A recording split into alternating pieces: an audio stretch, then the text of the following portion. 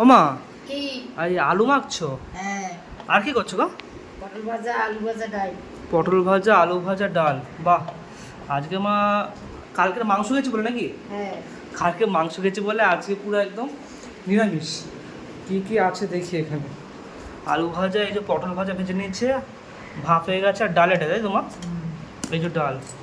যাই হোক, আজকে একটু নিরামিষ খাওয়া দাওয়া হবে। নিরামিষ আমার কাছে ওই আলু ভাজা, পটল ভাজা, ডাল, আলুর সাথে গরম গরম ভাত বেশ জমে যাবে। মা, হাত মুখটা ধুয়ে আসি, তুমি আলু সাথে মাখো, এই তো হয়ে গেছে, ভাতটা বাড়ো। হ্যাঁ, ঠিক আছে, আমি হাত মুখটা ধুয়ে আসি। যা। তো যাই বন্ধুরা, হাত মুখটা ধুয়ে আসি, ততক্ষণে মা এদিকে মাছ মুখ করুক, বাড়ুক, তারপরে খাওয়ার সময় দেখা হচ্ছে। হাত মুখ দিয়ে বসে পড়েছি খেতে, আর এদিকে মা খেতে দিয়ে দিয়েছে আলু সেদ্ধ, পটল ভাজা, আলু ভাজা, আর এদিকে ডাল। তো যাই হোক, আর কালকে হয়েছে একটুখানি মানে মাংস ভাত খাওয়া দাওয়া হয়েছে, আর মাংসটা একটু বেশি খাওয়া যায়, রাতের বেলা রুটি ফুটি খাওয়া যায়, যার জন্য এখন আর সেই এরকম আর রিচ খাবার আর ইচ্ছে করছে না। তো আজকে পুরো সেদ্ধ ভাত, আলু ভাজা, পটল ভাজা, ডাল, ব্যাস।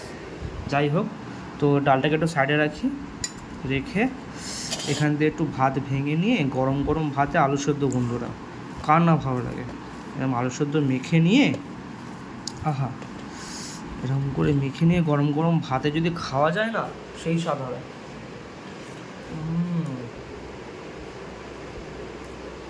মানে মজাই চলে গেল।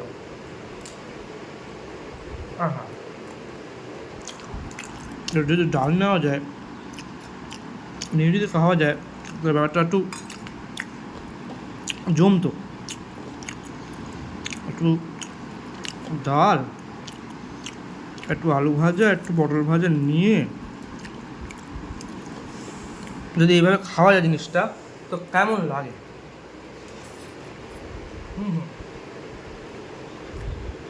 আর একটু কাঁচা লঙ্কা জমে গেল। তো মাঝে মধ্যে আলুর সাথে ভাত খাওয়া উচিত, তাই জন্য আমি খাচ্ছি। তো আজ ভিডিওটা এই পর্যন্তই, দেখা হচ্ছে পরবর্তী ভিডিওতে।